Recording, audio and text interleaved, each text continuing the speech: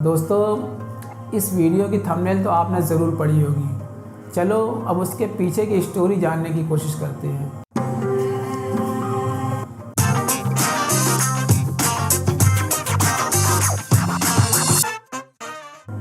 एक गांव में एक किसान रहता था। इसका गांव के बाहर एक छोटा सा खेत था। एक बार फसल बोने के कुछ दिनों के बाद इसके खेत में चिड़िया ने घोंसला बना लिया। कुछ समय बीता और चिड़िया ने 2 अंडे भी दे दिए और उन अंडों में से 2 छोटे छोटे बच्चे निकल आए। वो बड़े मज़े से इस खेत में अपना जीवन गुजारने लगे।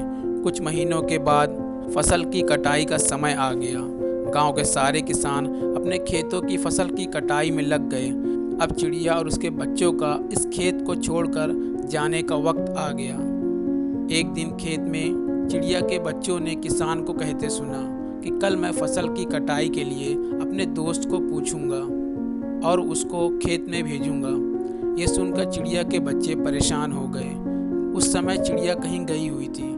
जब वापस लौटी तो बच्चों ने इसे किसान की कही हुई बात बताई। माँ, आज हमारा यहाँ अंतिम दिन है।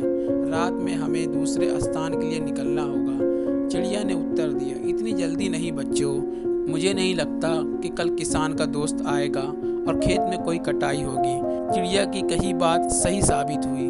दूसरे दिन किसान का दोस्त नहीं आया और फसल की कटाई नहीं हो पाई। शाम को किसान खेत में आया और खेत को जैसे का तैसा देखकर बड़बड़ाने लगा, ये दोस्त तो नहीं आया। ऐसा करता हूँ, कल मैं अपने रिश्तेदार को भेजता हूँ। चिड़िया के बच्चों ने फिर से ये बात सुनी और परेशान हो गए और चिड़िया को उन्होंने ये बात बताई। वो बोली, तुम लोग चिंता मत करो, आज रात हमें यहाँ से कहीं जाने की ज़रूरत नहीं। मुझे नहीं लगता कि किसान का रिश्तेदार भी कल यहाँ आएगा। और ठीक ऐसा ही हुआ और किसान का रिश्तेदार भी खेत में अगले दिन नहीं पहुँचा।